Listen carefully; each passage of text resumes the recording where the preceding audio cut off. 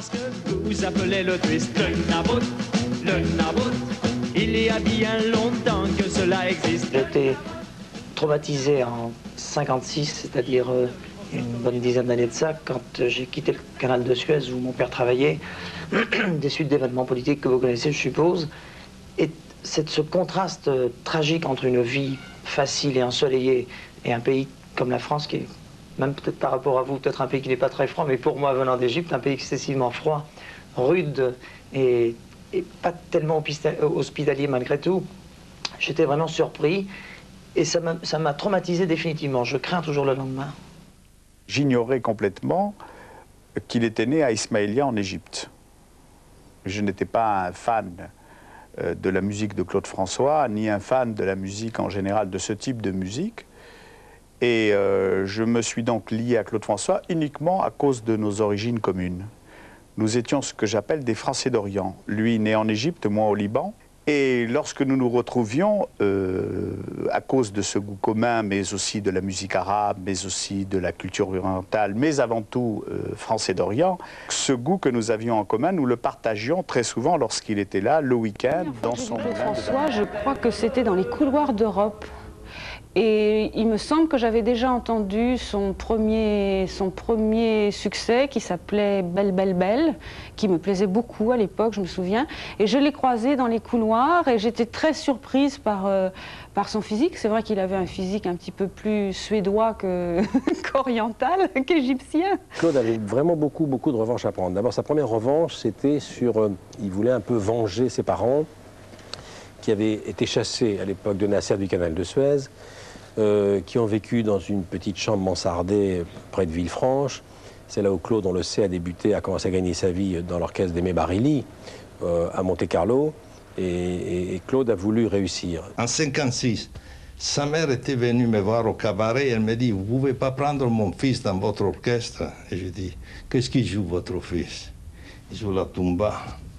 Vous savez, moi je fais 5 minutes de typique par soir et c'est Aimé Barilli qui fait le reste, alors ça ne me sert pas.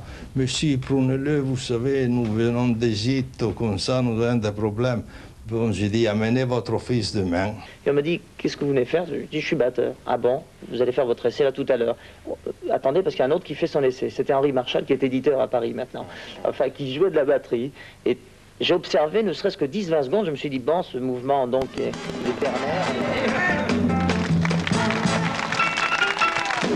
Un soir, il me dit, est-ce qu'on peut parler aux danseuses?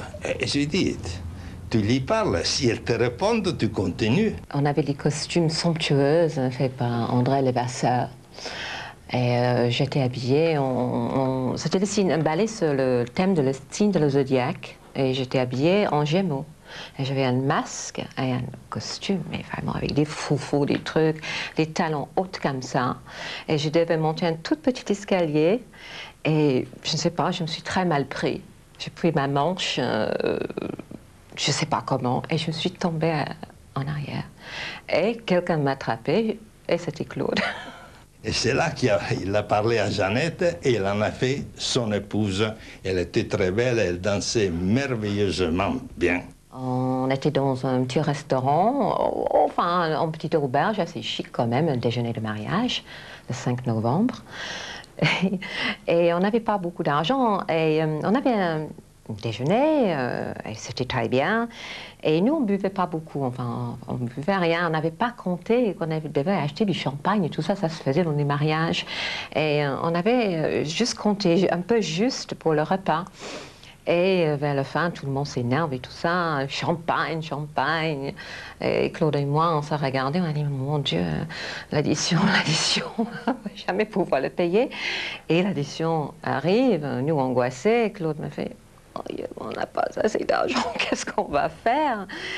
Et heureusement, les musiciens de Louis Frosio, on nous a fait un chèque comme cadeau de mariage. Et c'était... ça a couvert le repas et le champagne.